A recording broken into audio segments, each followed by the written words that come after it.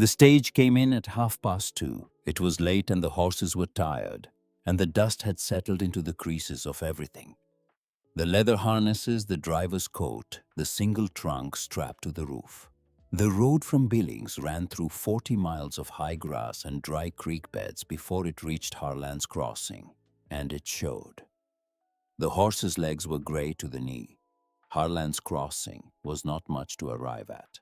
A main street of packed dirt wide enough for 2 wagons to pass without courtesy. A general store with a warped awning that had been meaning to be replaced for 3 summers. A livery at the south end that smelled of hay and something older than hay. A church at the north end whose bell had not rung in 3 Sundays for reasons no one had officially explained. Between these anchors, the town arranged itself in the way of small towns everywhere.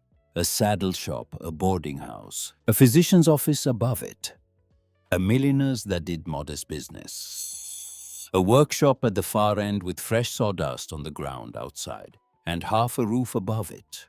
The new cedar shingles stopping abruptly where the old ones began. The platform was just a strip of planking beside the road. There was no one official standing on it. There rarely was. The town had learned over the years that if you wanted to know who got off the stage, you simply looked. It cost nothing, and it told you everything.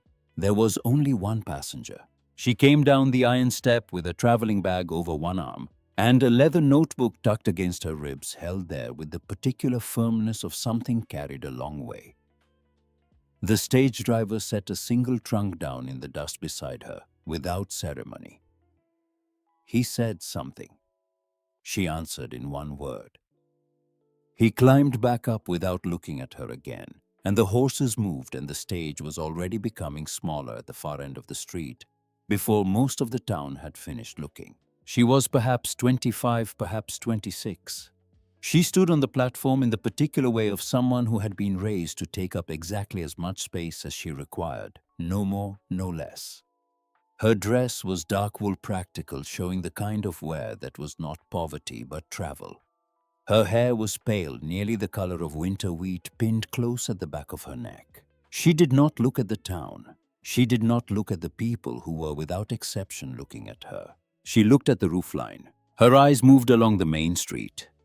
The way a carpenter's eyes move, not with admiration, not with judgment, but with the steady, habitual assessment of someone who has learned to read structures the way other people read faces.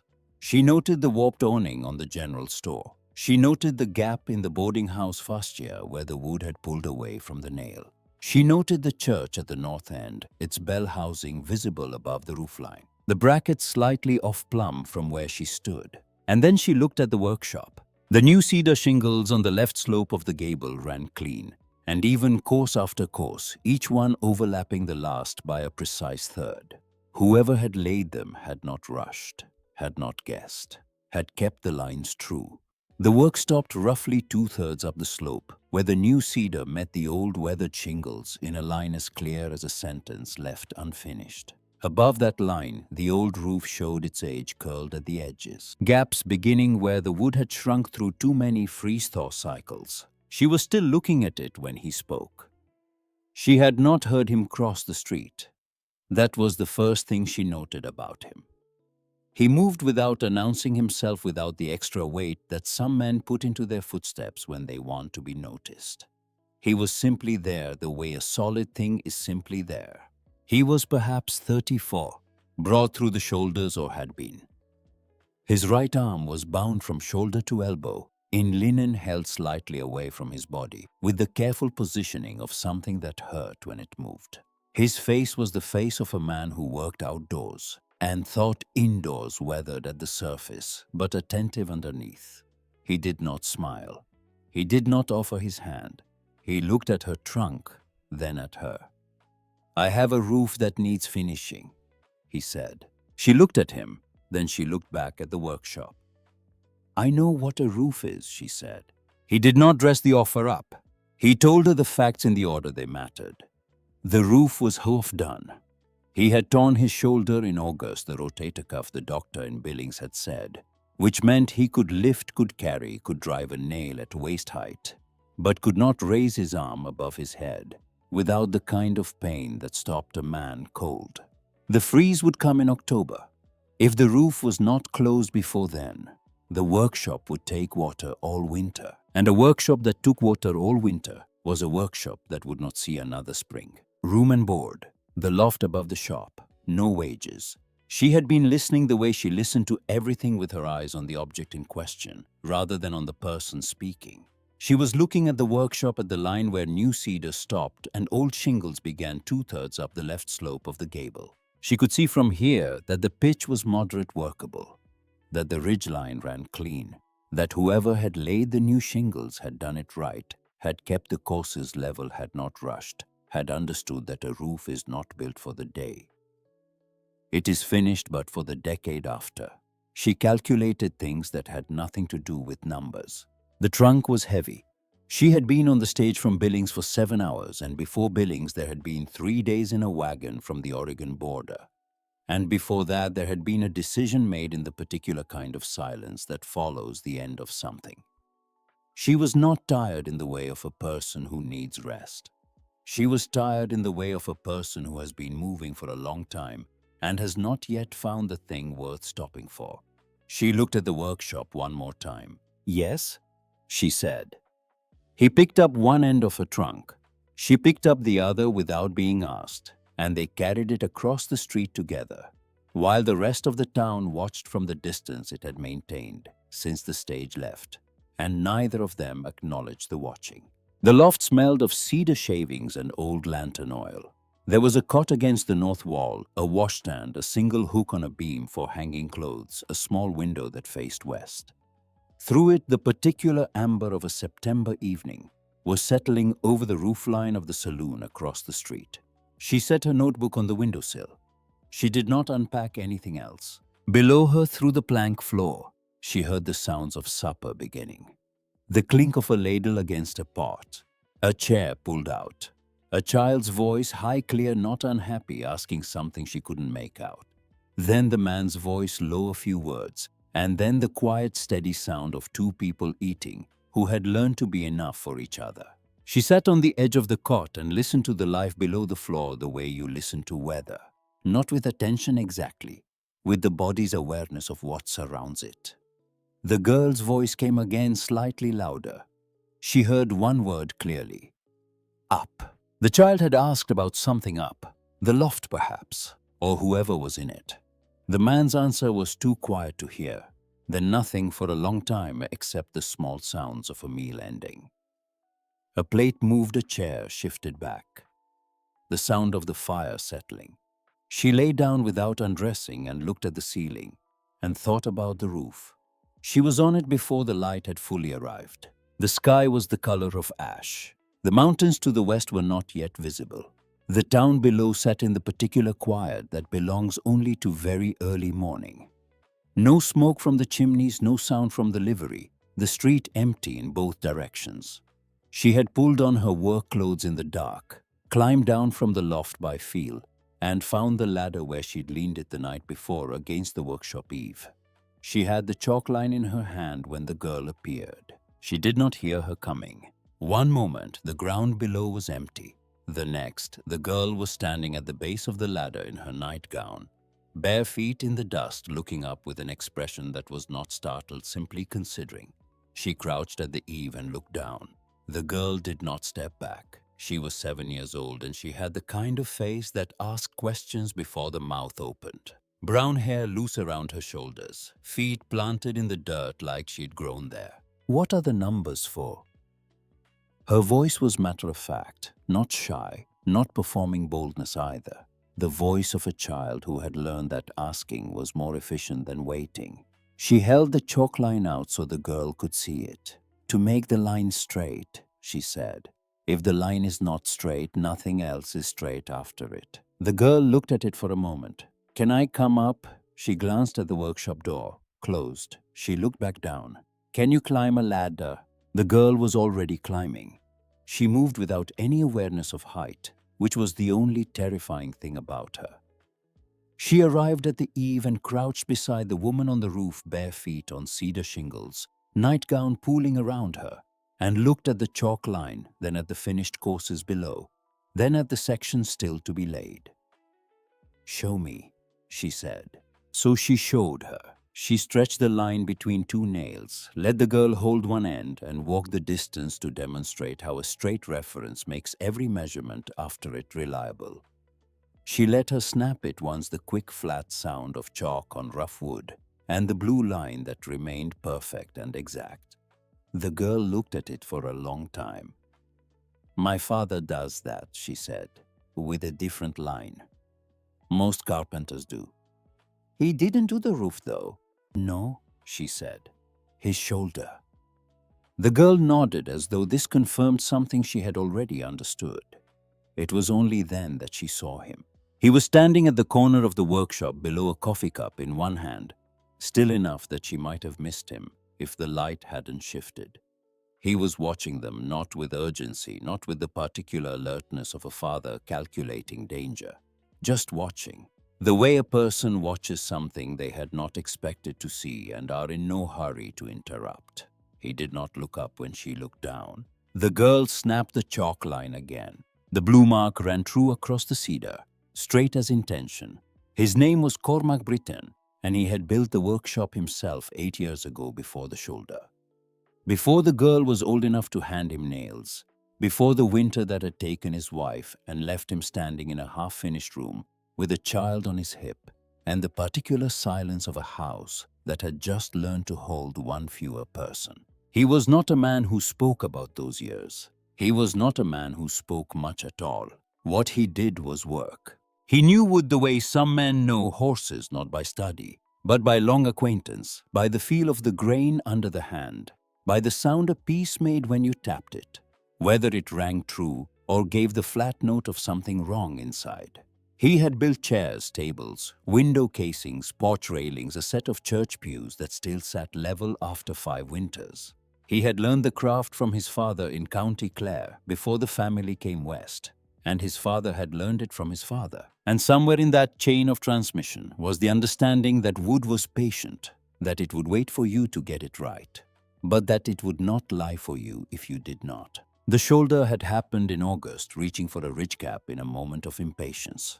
One wrong angle, 1 degree too far, and the joint had given way with a sound he would not describe to anyone. He had finished the day. He had not finished the roof. The doctor in Billings had told him 3 months, perhaps 4. He had looked at the calendar, and then out the window, and then back at the calendar. October came in 6 weeks. He had been thinking about that calculation every morning since, over coffee, standing in the doorway of the workshop, watching the half-finished roof catch the early light. He had been thinking about it when the stage came in. He had been thinking about it when the woman stepped down with her trunk and her notebook, and her eyes that went immediately to the roofline. He had not planned to cross the street, and then he had. That first day he stayed out of her way. He heard her on the roof, the deliberate rhythm of her movements. The sound of the chalk line being stretched and snapped to the particular sequence of someone who knew how to set a nail properly. 2 strikes to seat it, 1 to drive it true. Not the anxious overhammering of someone uncertain. Not the careless single blow of someone in a hurry. The precise economy of a person who had done this long enough to stop thinking about it. He said nothing about it at supper. She sat across from Wren, who talked enough for 3 people about the chalk line and the blue market left, and the way the roof looked different when you were on it versus when you were looking up at it from the ground. He listened to his daughter. Occasionally he looked across the table. When he looked, she was eating or listening to Wren, or looking at the table with the particular inward expression of someone running numbers in their head. She did not speak much. What she said was direct and sufficient, and she did not repeat herself. He took that as its own kind of information. On the 3rd day she found the notebook.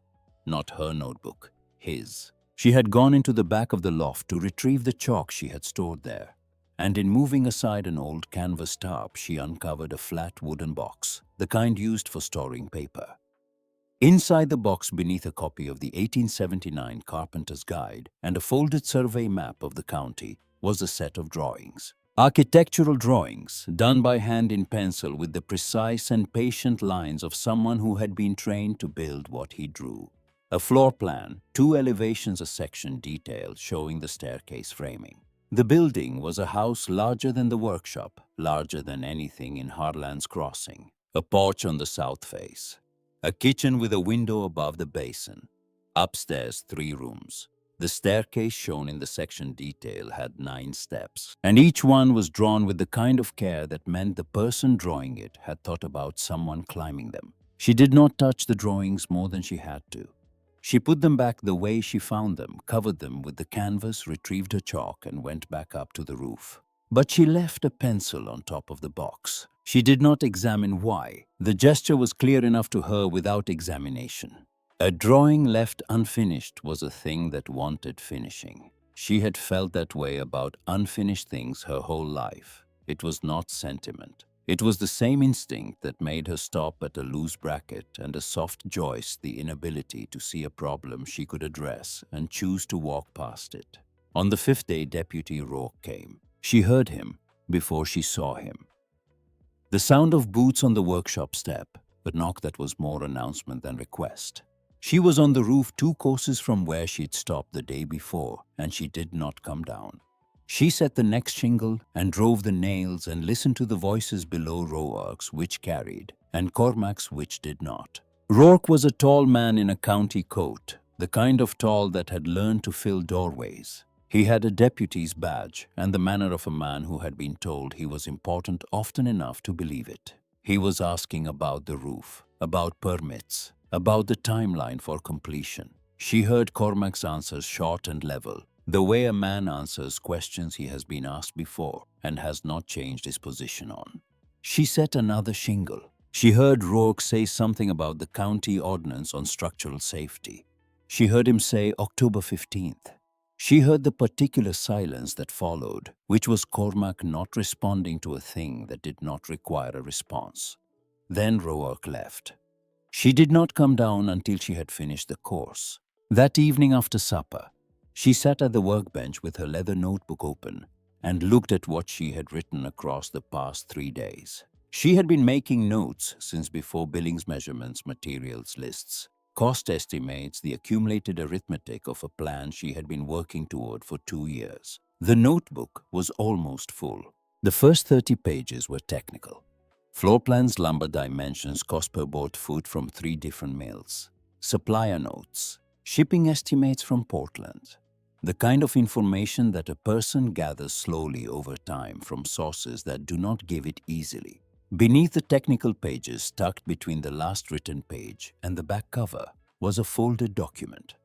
She took it out and unfolded it carefully. It was a copy of a land deed, the original with the official seal of Harney County, Oregon, showing the transfer of a parcel of 12 acres, including a structure described as a woodworking shop and dwelling from the estate of Werner Voss, deceased, to the county tax authority in settlement of outstanding obligations, dated March 1883. Her father had died in February of that year. He had died owing $412 to a timber merchant in Portland, a debt he had taken on to buy good quality Douglas fir for a commission that had fallen through when the client went bankrupt. The land, the shop, the house where she had grown up, the bench where her father had taught her to hold a plane had been sold at county auction for $390. She had not been there. She had been in Portland working, saving, sending money home that arrived 3 weeks after he was buried.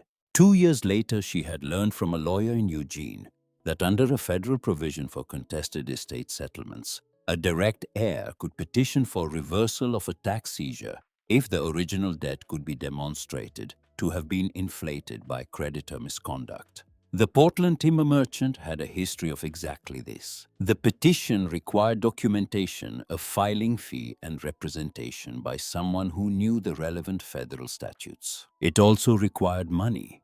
More money than she had then, more money than she had now, but considerably closer. Harlan's Crossing was the 17th town. In 16 towns before this one, she had worked roofs, floors, window frames, porch steps, barn siding, and saved what she earned and moved when the work ran out. She had learned to assess a town's structural needs from the stage before she climbed down from it. She had learned to negotiate without appearing to negotiate and to finish what she started. and to leave what she'd built in better shape than she'd found it. She was not sentimental about this. It was work. Work had a rate, and the rate accumulated, and the accumulation was the point. But there was something else in the notebook. Behind the deed, behind the cost estimates, behind the supplier notes. A drawing. Not her drawing. Done in a different hand, heavier, more deliberate, the pencil lines of someone trained in a tradition older than the American West. A building plan drawn from memory, she suspected, because the dimensions were slightly off, and the notes in the margins were in German. Her father's hand, her father's building. Every beam and joist and window placement rendered from memory in case he ever needed to rebuild it. She had found it in the loft of a boarding house in Pendleton, Oregon, in a box of his tools she'd retrieved from a neighbor who had been keeping them. The drawing had been folded inside the leather case of his marking gauge. She had not known it was there until she took the gauge apart to clean it. She looked at it for a moment. Then she folded it back exactly as it had been and returned it to its place behind the deed, behind everything. She closed the notebook. From below she heard the workshop go quiet, a fire being banked, a lamp turned down. Then the soft footfall of Wren being carried upstairs to bed, the particular rhythm of a father carrying a child who was already most of the way asleep. A door, then quiet. She sat at the workbench in the lamplight for a long time. She was still sitting there when she heard it, faint from the direction of the main street, rhythmic. A hammer, but not the hammer of someone building. The careful single-strike rhythm of someone pressing a nail into a surface to feel how the wood received it before committing to the blow. She knew that sound. Her father had made it when he was working on something that required more thought than force. She set down her pencil and went to the workshop window and looked out. The loading platform across the street, the south corner where the outer joist met the decking. There was a lantern set on the planking, and in its light, she could see what she had seen 3 days ago and had not spoken of, the corner joist gone soft. The decking boards above it beginning to follow a flat stone laid over the worst of it, the way people lay stones over problems they are not yet ready to name. She turned away from the window. She thought about it for a moment, the way you think about a thing you have already decided. Then she went back to her notebook, opened it to a fresh page, and began to draw. The October deadline Rourke had cited was not arbitrary. She understood this the morning after she'd overheard him. She had lain awake in the loft working through the logic of it, county ordinance, structural safety, property law. And by first light, she had assembled enough of the picture to see its shape. If the workshop was classified as a structurally unsafe building before the 15th of October, the county had the authority to place it under a remediation order. A remediation order required the owner to vacate and repair within 30 days, during which time no business could be conducted. A business that could not operate for 30 days in winter in a town like Harlan's Crossing, with the work that remained to be done on the roof and no one to do it. That was a business in serious trouble. And behind the workshop, she had noticed, was a parcel of land that ran back 50 yards to a line of cottonwoods. She had walked past it twice, and on the second pass she had noticed the grass was greener there than anywhere else on the block. The kind of green that meant water under it closer to the surface than it should be this late in the season. In a town built on dry Montana soil, that kind of water was not a small thing. She lay on the cot in the loft and thought about Rourke in his county coat. Then she thought about the roof, about the courses of shingles still to be laid, about the October 15th deadline 26 days away. She was up before the light again, at the workbench before she climbed the ladder. She opened her notebook to the drawing she'd made the night before. The loading platform, the outer joist dimensioned from memory and stride, the replacement timber she would need, and the joist hangers and the decking boards. She had drawn it in 20 minutes. Her father had taught her that you built it in pencil before you built it in wood, and the pencil version cost nothing to get wrong. She looked at the drawing for a moment. Then she looked at the window where the early light was just beginning to separate the roofline of the saloon from the dark sky behind it. She picked up her tools and climbed the ladder. The chalk line was in her hand, When she reached the eave and she stretched it between two nails at the highest unfinished course, and she let it snap and the blue line ran straight across the cedar in the early morning light. If the line was not straight, nothing else would be straight after it. She knew this, the way she knew everything worth knowing. Not from being told, but from the long, patient work of learning what happened when you didn't get it right the first time. She said the first shingle of the day and began. Below her, Harlan's crossing was beginning to wake. Smoke from the boarding house chimney, the livery door opening with its particular sound. Somewhere on the north end of the street, Wren's voice asking the morning its intentions, the way she asked everything directly and without apology. She said the next shingle and the next. The blue line held straight and exact above her, a reference she could trust, making every measurement after it reliable. That was how you started. You found the one true line and you worked from it. Everything else followed. She found her sequence on the 12th day, ridge to eave, left side to right. Each morning she began at the highest unfinished course and worked downward each row, overlapping the one below by a third. Each nail set at the angle that would hold through freeze and thaw both, not perpendicular, not lazy, but canted slightly into the grain the way her father had shown her on a barn roof in the Willamette Valley when she was 11 years old and the rain was coming, and he had said quietly that a nail-driven right would outlast the wood around it. She did not rush. Rushing was how you got gaps. Gaps were how you got rot. And rot was the whole conversation you would have 5 years later about why you needed a new roof instead of just a better first one. She had learned this from her father. He had said it once and never repeated it, which meant he considered it obvious and worth saying only once.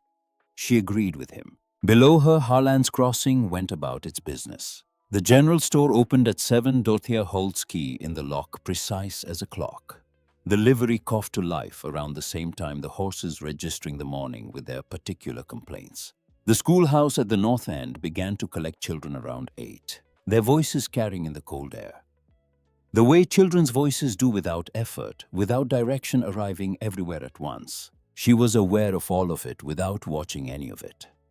On the 11th morning, Cormac came out and stood in the yard below and watched her work. She was aware of him the same way she was aware of the town, present in her peripheral attention, not requiring direct acknowledgement. She set a shingle, 2 strikes to seat it, 1 to drive it true, move to the next. The rhythm was its own kind of silence, the silence of work that has found its pace and does not need to be thought about anymore. He stood there for perhaps 10 minutes. Then he went back inside. That afternoon she noticed something had changed. For the first 10 days there had been a sound from the workshop below her that she had catalogued without meaning to. A brief stillness in whatever Cormac was doing, a half-second pause in the rasp of a plane or the rhythm of a saw every time she drove a nail overhead. It happened with the regularity of a reflex. She had understood what it meant. He had seen work done badly on a roof before. He was listening for the sound of it going wrong. The pause was not distrust exactly. It was the caution of a man who had learned that some things done incorrectly at height could not be undone. On the afternoon of the 11th day, the pauses stopped. She noticed. She did not comment. She said the next shingle and moved on. But something in the quality of the day changed after that. Some low-level tension she had not known she was carrying, releasing itself quietly the way a board stops creaking when the weight on it is finally distributed right. He trusted her work. That was enough. The loading platform happened on a Sunday. She had been measuring it in her mind since the 3rd day. Pacing past it on Tuesday and Thursday evenings, water bucket in hand, her eyes doing the work her hands were not yet doing. She had estimated the outer joist's deterioration, the degree of sag in the decking, above it the span of the affected section. She had drawn it twice in her notebook. She did not ask anyone. She was at the platform before first light with 2 lengths of Douglas fir she had cut the evening before, and a pry bar and her hammer, and a paper sack of joist hanger nails. The town was completely still. The sky held the particular pre-dawn dark that comes just before the darkness starts to let go. The work was straightforward. More honest than the roof in some ways, because a platform joist asked only one thing of you: stability. It did not require you to hold both position and precision simultaneously on a slope 15 feet above the ground. You levered out the rotted section, seated the new timber, nailed the hangers, relaid the decking boards. The wood she had selected was tight-grained. She had run her thumbnail along it at the mill to check for green. It was not green. She was setting the last board when she heard the door. Dorothea Holt stood in the frame of the general store in her day clothes, a ring of keys in one hand. She had come early to open, or she had seen the light, or both. She stood there and looked at what had been done and what was being finished. Neither of them spoke.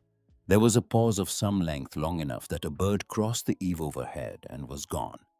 Then Dorothea went back inside. She drove the last 3 nails. She was pulling the pry bar from the rotted section she'd removed, setting it aside for burning, when the door opened again.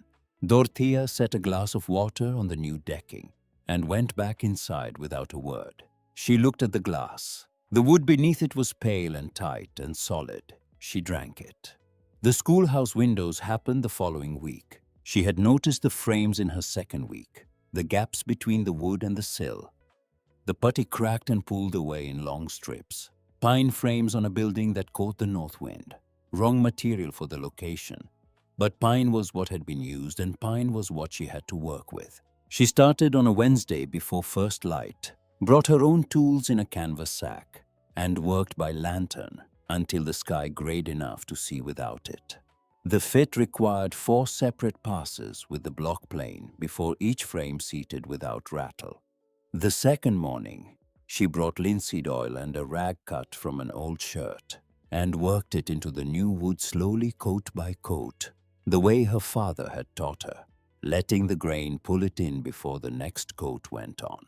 The smell of it rose in the cold air, sharp and particular, the smell of wood being properly cared for. By the time the first children appeared at the far end of the road, she was packing her tools. Miss Caldwell came out before the children reached the door.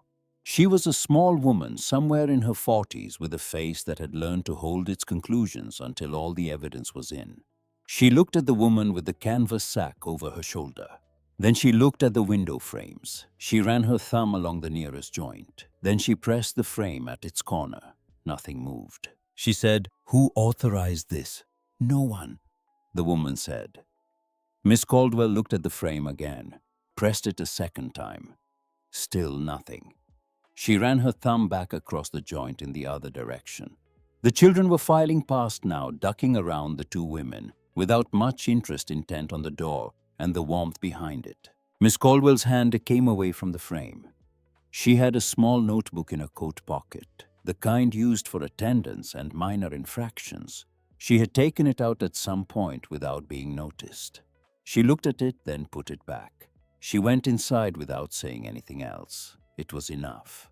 Cormac repaired the loft staircase on the 11th night. She was awake when she heard him lying on the cot in the dark, listening to the workshop sounds beneath her settle into quiet. And then the particular stillness of a man who was not sleeping, but was very still. She lay there and understood the stillness. It was not rest. It was the kind of quiet that precedes a decision already made. Then the first strike of a hammer, not loud. One stroke and then a pause and then another. The specific rhythm of someone fitting rather than driving, working with full attention and one useful arm. She sat at the edge of the cot and listened. He was at the bottom of the loft staircase. One step from the bottom had been soft for days. She had learned to step to the outside edge to avoid the give of it, the way you learn the particular geography of a floor without deciding to. He was kneeling there with a handful of nails and a block of cedar cut to fit the gap beneath, shimming it level. His right arm was angled so that his shoulder never rose. She had noticed this before, the way he had reorganized his entire range of motion around the injury, not with complaint, but with the quiet pragmatism of a man who understood that the work still needed doing and that the body had to find another way. She heard him set the shim tap it once to check for stability, drive the first nail with 2 careful strokes, then the second. A pause. Then the sound of his weight testing the step. It held without sound.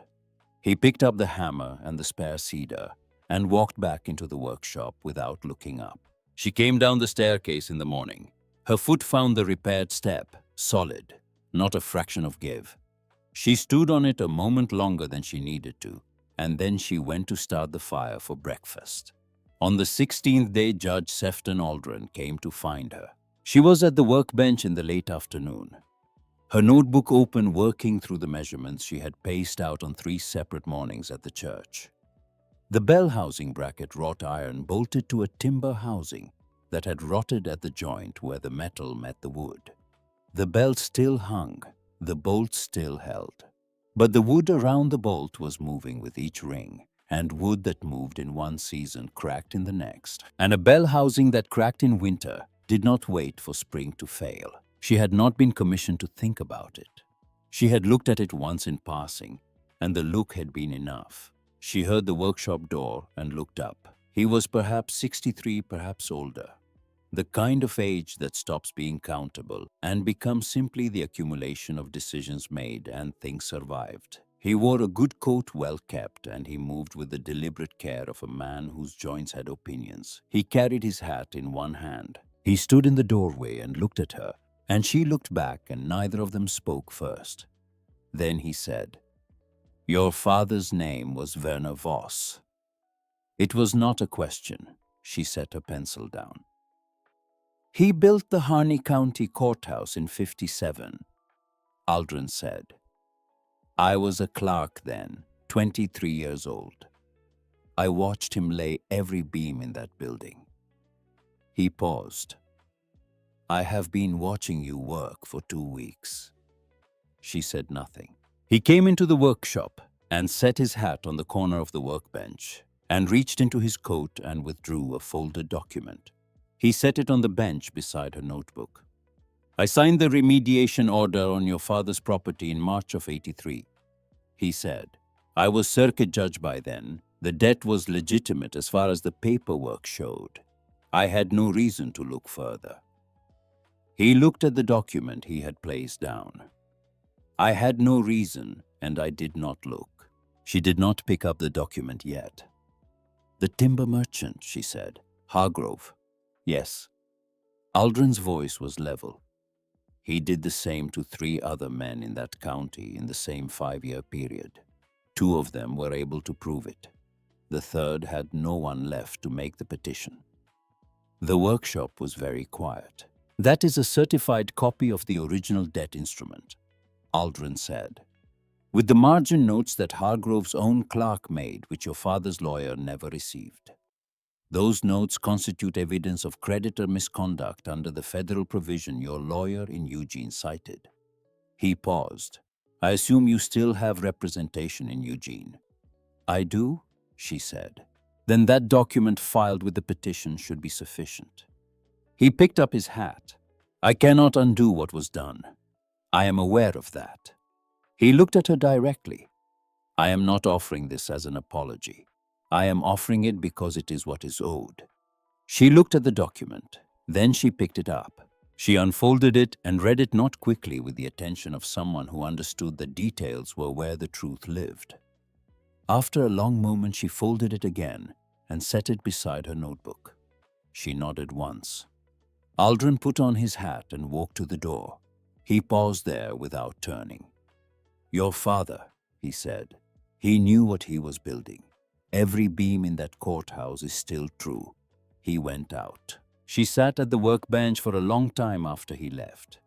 Then she opened her notebook to the page with the number she had written in the margin, the amount still needed. She picked up her pencil and crossed it out and wrote a new number underneath it. The new number was smaller, considerably smaller. She looked at it for a moment, then closed the notebook and went to start supper. The cold came on a Wednesday, not the freeze that was still weeks away. Something shorter and angrier, a front pushing down from the north with teeth enough to make its point. The temperature dropped 17 degrees between noon and supper. By morning there was frost on the grass, and the sky had the low white quality that meant intention. She was on the roof before full light. The shingles she had laid the week before had contracted overnight, tight and clean. She ran her thumb along each seam by feel and found nothing loose. Good wood fitted right does not move when the cold comes. It holds because the joints were made to hold. She worked without stopping. Her hands were cold, but her hands were always cold in the mornings, and she had learned not to count on warmth until midday. She had noticed watching Cormac work around his shoulder, the way he had eliminated every motion that lifted his elbow above his chest. The efficiency of it, how constraint had simplified rather than diminished his method. She had borrowed the principle. The mallet swings were shorter, less wasted motion. She was working faster than she had in the first week. Around mid-morning, Wren appeared at the base of the ladder. She had a tin pail with a cloth over the top. She set it on the second rung and called up that breakfast was there if she wanted it. She climbed down and ate standing with the pail balanced on the top of the hitching post. Cornbread still warm, a boiled egg, 2 slices of cold ham wrapped in paper. Wren had seated herself on the fence rail nearby. She watched without pretending not to. She handed the cloth back folded. Wren took the pail and went inside without making it a departure. Just a direction. Change the way children move as if the whole world were a series of connected rooms, and she was simply moving between them. The second day of the cold was harder. The wind came with it now, not fierce but constant, the kind that finds every gap in a coat. She shingled into it with her back angled to block what she could. The east face was the exposed face. She had saved it, deliberately known from the first week that it would be the demanding side, and had kept it for when she was ready. She had been measuring her readiness the way she measured everything else. By the end of the second afternoon, the front moved through. The sky opened. The temperature did not climb back, but the wind quit, and that was enough. On the 18th day, Rourke came back. She was not on the roof when he arrived. She was at the workbench measuring a length of cedar for the hip return on the east eave, and she heard his boots on the step and the knock that was announcement rather than request. Cormac let him in. She did not look up from the cedar. She ran the pencil along the line she had marked and checked it against the square. Rourke stood in the center of the workshop and spoke about Montana statutes, about licensed contractors, about the distinction between repair work performed by a building's owner and repair work performed by a hired individual, and the requirements that attach to the latter. She listened to him explain that an individual performing structural work for compensation in the state of Montana was required to hold a Montana contractor's certification, that her Oregon certification, while valid in Oregon, had no legal standing in Montana, that any work she had performed in Harlan's Crossing without proper Montana licensure was technically unauthorized practice. There was a silence. She set the cedar down and looked at him for the first time. The work on this roof, she said, is being performed in exchange for room and board, not wages. Rourke looked at her. Something moved behind his eyes. The platform, he said, the school windows. Performed without compensation, she said, at no one's request. Another silence.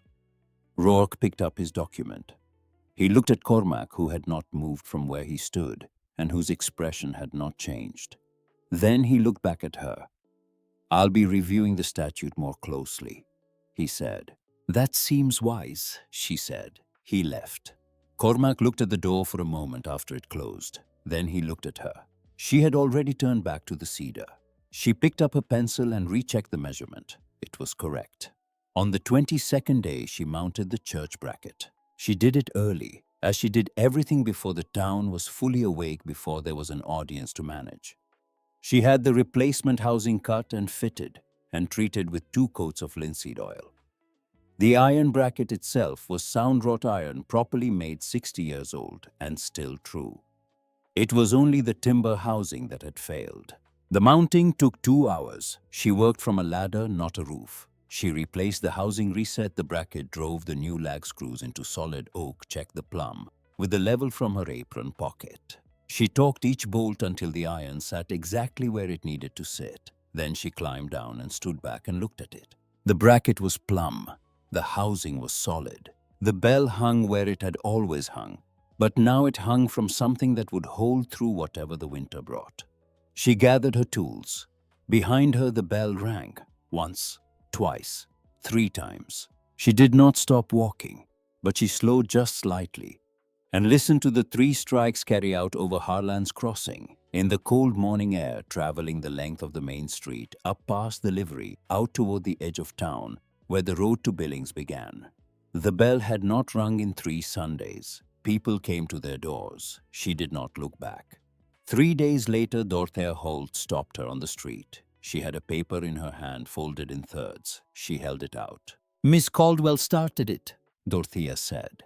"Then Reverend Marsh, then the Hendersons and the Colgroves and pretty much everyone else on the north side." She looked at the paper, then at the woman. 41 signatures, attesting that the work performed on the platform, the schoolhouse, the church bracket, and this roof is sound and properly done. She took the paper and unfolded it. Each name written in a different hand. 41 names she did not mean to count, but did. The names of people she had been aware of in the peripheral way. She was aware of everything. The man at the livery who had gone quiet when she first walked past, who now raised a hand when she came by in the mornings. The woman from the milliner's shop who had pressed her face against the window on the first day and now nodded from the doorway. The reverend whose bell had not rung for 3 weeks and now had. She folded the paper. "Judge Aldrin is handling the legal question," Dorothea said. "He told me the county attorney's interpretation of the statute is—" She paused, repeating something she'd been asked to relay precisely. "He said it is creative at best and indefensible at worst." She tucked the paper into her notebook. "Thank you," she said. Dorothea looked at her for a moment. Then she looked at the workshop roof at the east face where the remaining courses were visible against the sky. "You're almost done," Dorothea said. "Yes," she said. Dorothea nodded once, the nod of a woman who had seen people come through Harlan's crossing for 30 years and had learned to tell the difference between passing through and something else, and went back to her store. She stood on the street and looked at the unfinished section of roof. She went back to work. The letter came on the morning of the 41st day. She was lacing her boots in the dark when she heard the soft scrape of paper sliding under the loft door. She picked it up. An envelope. No return address.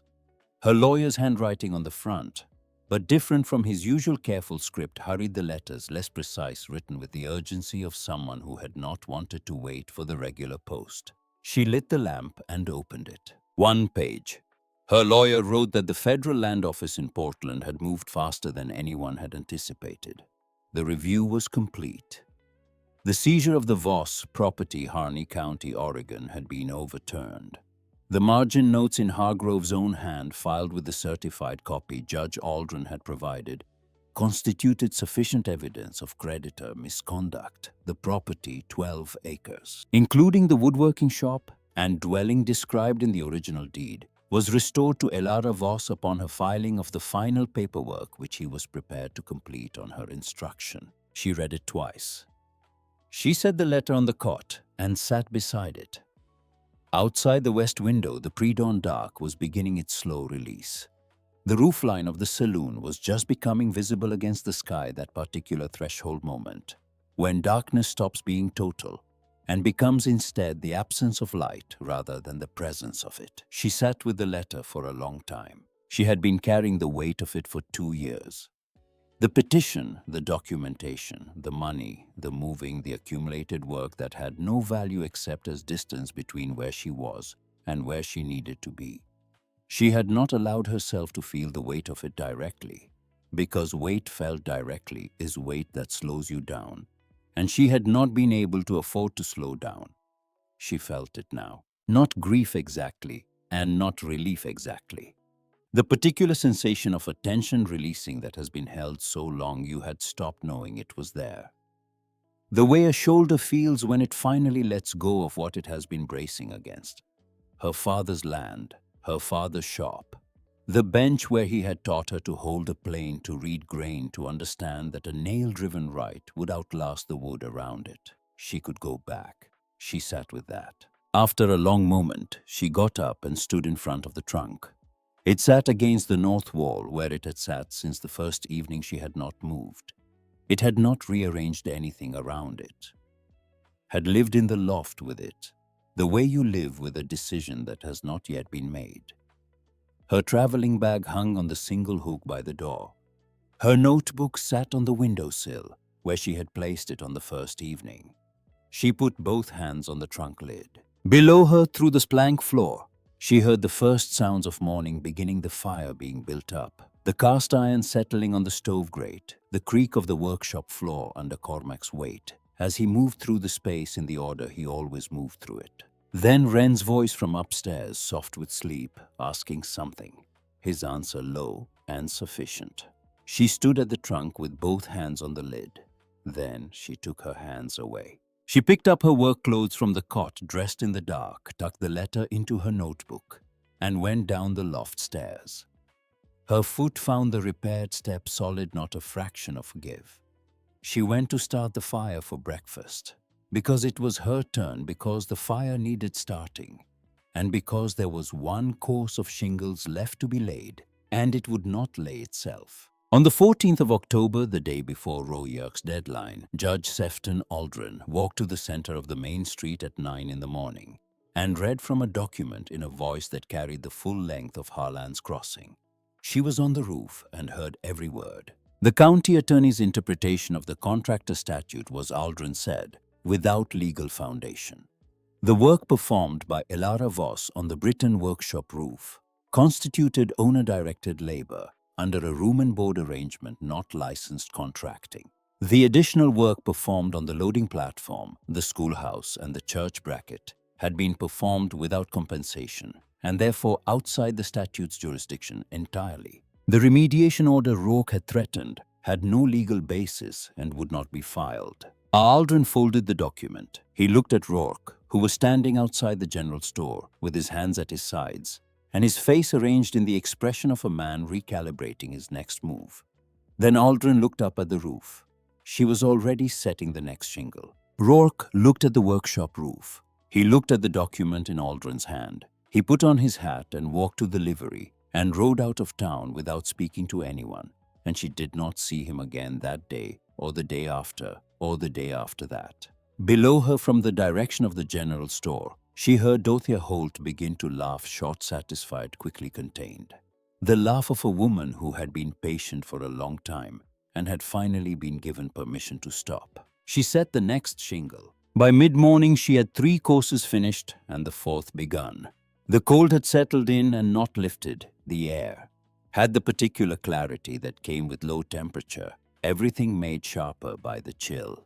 From up here, she could see the whole of Harlan's Crossing laid out below her, the way a drawing is laid out the main street, running its length. The buildings arranged on either side with the pragmatic spacing of people who had not planned a town so much as gradually agreed on one. She could see the loading platform, its new boards still pale against the weathered planking around them. By spring, they would match.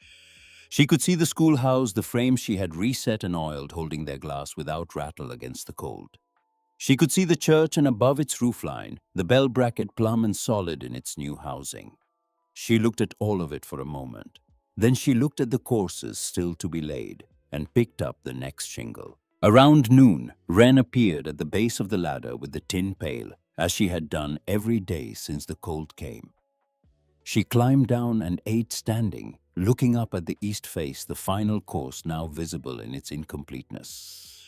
The line where laid cedar stopped and open decking began running the width of the face near the peak. "One more," Wren said, looking up. "One more," she agreed. Wren looked at the roof the way she looked at anything that interested her directly and without performance. Then she looked at the woman. "Will you stay?" Wren asked, not asking about the roof. She looked at the girl for a moment. Wren was 7 years old, and she asked what she wanted to know because she had been raised by a man who believed that questions deserved honest answers and that the world was worth engaging directly. "The roof will be done today," she said. Wren considered this. It was not her expression made clear exactly the answer to the question she had asked. But she was 7 years old. And she understood more than she was supposed to. And she picked up the pail and went back inside without pressing it further. And the door closed, and the afternoon settled into quiet. She stood for a moment looking at the last unfinished course. She thought about the trunk, about both hands on the lid and both hands taken away, about the letter from Eugene in her notebook on the windowsill, about Oregon and the bench, and the 12 acres and the shop that had been her father's and was now hers on paper, and would need to be decided about. She thought about the pencil she had left on the wooden box on the 12th day. She climbed back up the last 6 shingles. She worked them left to right, the way she had worked every course on this roof moving along the peak, with the patience of someone who understood that the final piece deserved the same attention as the first. More, perhaps, because the last piece was what the thing would be remembered by. She set each shingle with the same deliberate care she had used since the first morning. Seated, driven, true, moved to the next. The cold air was still now, the wind having spent itself and moved on, and in the stillness the sound of the hammer carried clearly out over the main street, past the livery, out to where the road to Billings disappeared into the high grass. The 5th shingle went down. She moved to the 6th and last. She had been thinking without meaning to about her father. Not the loss of him which she had carried so long. It had become simply part of her weight, something she moved with rather than against. She had been thinking about what he had passed to her, that was not in the tools and not in the drawings, and not in the German notes in the margins of a plan rolled inside a marking gauge case. She had been thinking about the way he stopped at things, the soft joist, the cracked bracket, the window letting in the cold. He stopped and looked and understood what was needed, and then addressed it. Not because he had been hired to, not because someone would thank him, because he could see what the thing required, and he had the skill to provide it, and so he did. It was simply how he moved through the world. She had been moving through it the same way for 2 years, without fully understanding that this was what she was doing. She had thought she was saving money. She had thought she was working toward Oregon. And she was, both of those things were true. But she had also been stopping at every loose bracket and soft joist between Portland and Harlan's Crossing, Montana. And now she was here on this particular roof, on this particular morning, and below her was a repaired staircase and a straight-hanging bell, and a platform that wouldn't give under a person's weight, and none of that was in the agreement she had made on the first day. She said the last shingle. She held the mallet over the final nail and paused there for a moment. Not for sentiment, but because some things deserved one breath of recognition before they became the past. Then she drove it. The nail head sat even with the surface. Not proud, not countersunk, even. She set the mallet down on the peak and looked at the roof. 41 courses from eave to ridge, each one overlapping the last by a third. The hip returns cut and fitted to the angle without gaps. The ridge cap set by eye and confirmed by the level in her apron pocket. The east face, the difficult face, the one she had saved for when she was ready, running clean from peak to eave without a single course out of true. It would not leak. Not in the first winter, not in the second, not unless something came down on it that no one could build against. She sat on the peak and looked out over Harlan's Crossing at 20 minutes past noon. The town went about its business below her. The general store opened smoke from the schoolhouse chimney, where Miss Caldwell had started the stove that morning, for the first time this season. She could see the bell bracket from here, plumb and solid. She could see the loading platform, the pale new boards. She pressed both palms flat against the cedar on either side of her. The noon sun had worked into the wood, and she could feel it, the particular stored warmth of cedar that had been sitting in light. Neither hot nor cold, but the temperature of something that has been well made and well placed, and is simply being what it was built to be. It was the same warmth as the bench in her father's shop in Oregon on autumn mornings before the rain. She had pressed her palms to that wood as a child and felt exactly this. She left her hands where they were. Below her, she heard the workshop door. She knew his step on the ladder by now. The specific weight and rhythm of a man who moved at the pace the situation required, and no faster, not hurrying, not hesitating. Coming up at the pace of a decision already made, covering the distance between the deciding and the doing. She did not turn. He came up over the eave and crossed the finished cedar toward her, and she heard the sound of 2 tin cups, the same 2 from the workshop shelf. The ones Wren had stopped asking about because she already understood where they lived and what they were for. He lowered himself beside her without comment. The peak ran behind them. The town lay ahead. The afternoon light had begun its long lean toward the west, the mountains catching it on their upper faces, the snow on the ridges going from white to the particular gold that came in the hour before the light released. He set 1 cup on the cedar between them. She picked it up with both hands. The coffee was still hot. She felt it through the tin, the warmth spreading into her palms. She held it and looked at Harlan's crossing, settling into the afternoon. The general store going quieter, the thin yellow light beginning to appear in the windows of the houses along the north side of the street as the day dimmed. He drank from his own cup, said nothing. He sat with his shoulder 6 inches from hers and the finished roof beneath them both, and let the silence be what it was, not empty, not waiting to be filled. Simply the silence of 2 people who had been in each other's company long enough to know that words were for things that couldn't be communicated any other way. After a while, he reached into his coat. He set something on the cedar between them, a piece of drafting paper folded in quarters, not an envelope, no address, just a workshop plan folded and refolded until the creases were soft. She looked at it. She did not pick it up immediately. He drank from his cup and looked at the town and did not say anything, because there was nothing to say that he had not already said in the lamp moved closer on the workbench, in the staircase step repaired before dawn, in the coffee carried up a ladder on a cold October afternoon to a finished roof. She set her cup down and picked up the paper. She unfolded it. It was the house drawing, the one she had found in the back of the loft on the 12th day, the floor plan, the 2 elevations, the staircase section. She recognized it immediately. The weight of his pencil lines, the particular way he dimensioned things, the care present in every measurement, even in a drawing that had never been shown to anyone. But it had been continued. A new room on the west side of the ground floor, not large. A window set to catch the afternoon light. In the corner opposite the window, a wide shelf drawn at desk height, 18 inches deep, 36 inches wide, the dimensions noted in his hand. Large enough to lay a notebook flat and still have room for tools beside it.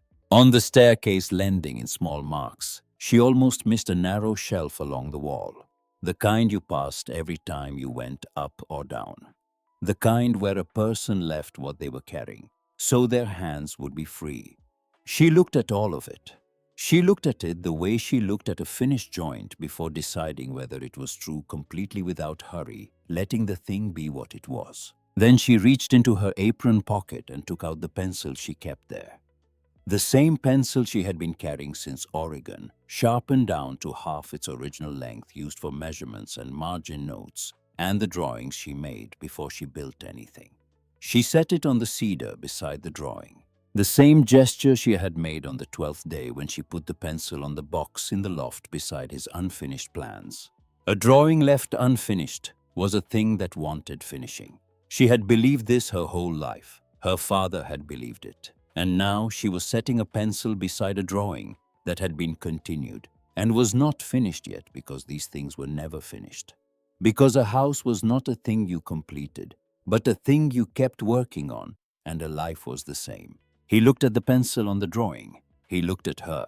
She met his gaze and held it for a moment. The look of a woman who did not say things she did not mean, and did not withhold things she did. Who had learned that some answers were given, not in words, but in the decision to stop moving, to stay. To press both palms against the warm cedar of a thing you had built and feel it hold. She nodded once. It was enough. He understood. She had known he would. Below them, Wren's voice rose from the yard, not alarmed, not urgent, simply a 7-year-old who had been patient for as long as she intended to be patient, and was now making her presence known at full volume the way a child does when the waiting is over and the world can proceed. He stood, she stood. They came down off the roof together in the late afternoon. His boots on the ladder rungs, then hers the ladder solid against the workshop wall, the ground coming up to meet them. Below, through the workshop window, the lamp was burning. Ren was visible through the glass, moving with the full authority of someone who had been waiting and was now done waiting. She stepped off the ladder onto the ground and turned and looked up at the finished roof one last time. The east face ran clean from peak to eave, the ridge cap straight from end to end.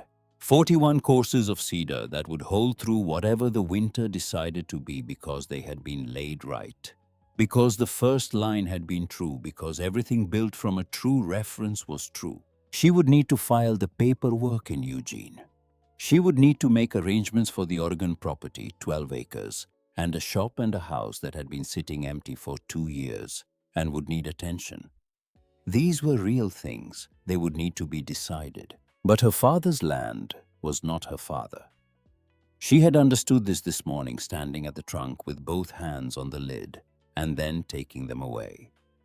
She had been carrying her father in the tools she kept and the standards she held and the instinct to stop at a thing that needed addressing and address it. He had been with her in every town, on every roof, in the chalk line and the angle of the nail and the 2 strikes that seated it and the one that drove it true. He would be with her here. She could feel that now, standing in the yard of a workshop in Harlinan's Crossing, Montana, with her palms still holding the warmth of the cedar and the letter from Eugene in her notebook and a drawing in her coat pocket with a pencil set beside it. She went inside. The workshop was warm. The fire had been tended. On the workbench, the 2 tin cups sat where they had been left, or rather where they had been returned to after coming down from the roof.